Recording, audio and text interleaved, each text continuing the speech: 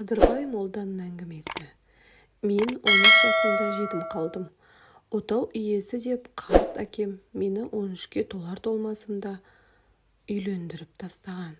Әлі бала жас қой, тым ертерек емес пе деп сұрағанда, ағайынға менің жасым кеп қалды, көзімнің тірісінде келін түсіріп кетейін, немерені Құдай өмір берсе көрерміз деген екен. Ол кезде талқының аузында отырмыз. Жаздай есекпен, атпен сүйреп әкелген қарағайдан қатырып тұрып, 2 ауыз там салып алғанбыз. Ол уақытта ортаға қоятын темір пештің өзі қат табылмайды. Амал жоқ, қысты күні ортаға от жағып, соның шоғын көміп қоятынбыз. Таң ата шешем әлгі шоқты қоздатып, үстіне шөп шалам салып, үрлеп тұтатып алады. Ол кездегі тірлігіміз сондай еді. Бірақ мен үшін осы өмірім жұмақтан қымбат екенін кейін білдім. Жағдайымыз жақсы еді. Әке-шешемнің осы жақтан алып барған, сосын сол жақта сауда жасап жатқан азын-аулақ ақшасы да, алтыны да, малымыз да бар еді. Біздің халық данышпан ғой, мал бір жұттық дегенді қалай тауып айтқан. Бір қыстағы жұттан таяқ ұстап қана шықтық. Сонда да болса жазды күні әкем мені үйлендірді. Тағы қыс түсті. Бір түнде үйіміз өртеніп кетті.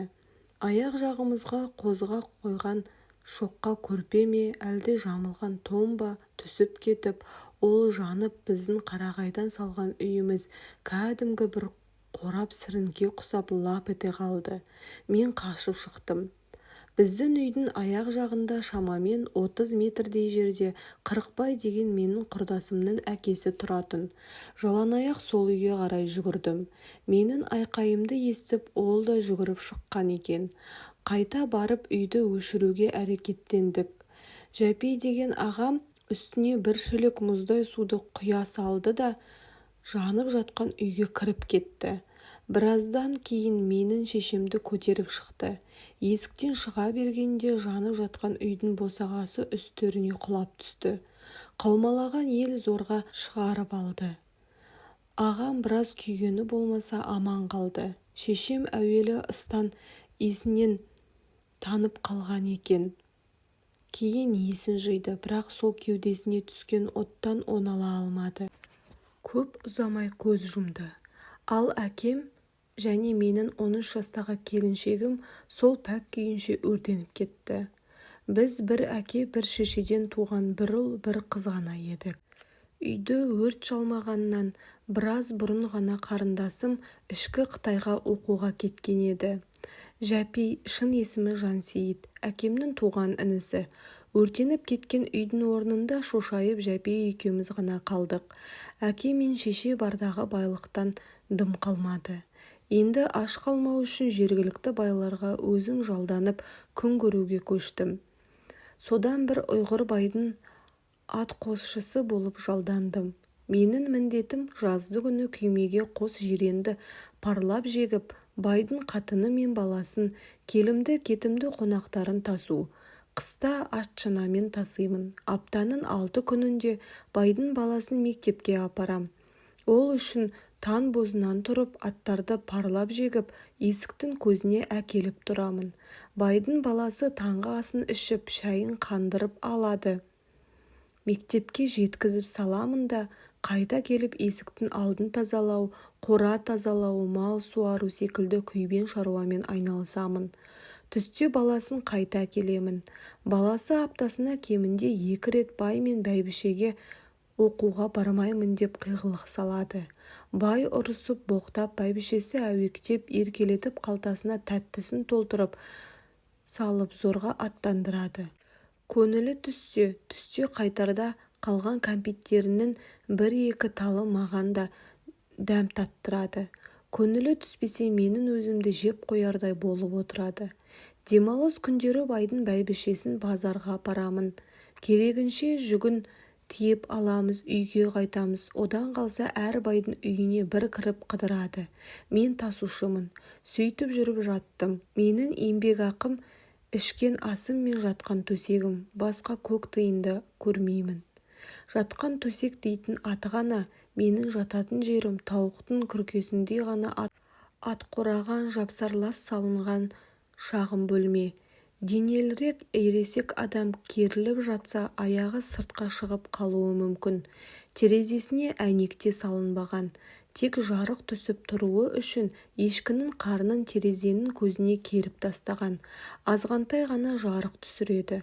Бір күні демалыс еді. Қос жиренді жетектеп өзенге кеткем суарып келуге. Аттарды аунатып үстілерін қармен ысқылап тазалап келгенше шамамен 1 сағаттай уақыт өтті. Ақырға байлап шөп салып жатыр едім, байдың «Әй, Қыдыр қайдасың, бері кел» деген дауысы шықты. Жүрегім аузыма тығылды, тағы бір бәле боп қалған екен ғой деп тұра жүгірдім. Есіктің алдында ешкім жоқ. Бақсам, дауысымен жататын күркеден шығады. Ақырындап барып есікті ашсам, мен жататын тақтайдың үстінде қожайыным отыр. Ол ешқашан бұнда бас сұқпайтын, кірмек түгілі.